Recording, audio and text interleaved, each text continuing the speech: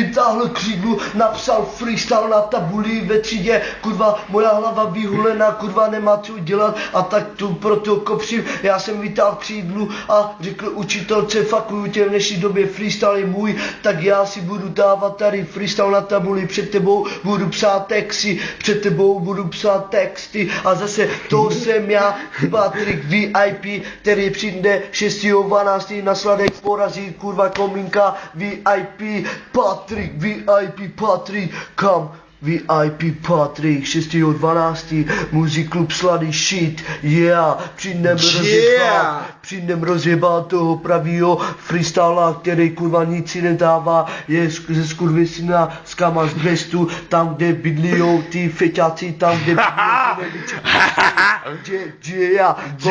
hra z 20 porazíme ho a pošleme dom, a nakonec pro Komínka, který nedává freestyle. Soskeman, čare mukam. Dávám tu kemihola, čojí loro, me a na kontrafakt. Lidi poslouchejte, budeme na internetu profily, naši kurva fotky, naši bavoráky, naši freestyle hudba, poslouchej a říkej kurva potom, že my jsme mafiáni, raz, dva, tři a zase raz, dva, tři, VIP, Parasek, VIP, Tomáš, VIP, Roma, Patrik, kurva Komínka poseru, že se z toho neporobere, že se kurva z toho neporobere a Jolano, co jsi mi to udělala, ty jsi mě zamotala tu blbou hlavu, kurva, co já mám dělat, Jolano, pomož mi, budu tě prosit na kolena, ať mi dáš zamrdat, Jola přijde, dá mu kopačku do rypáku a řekne,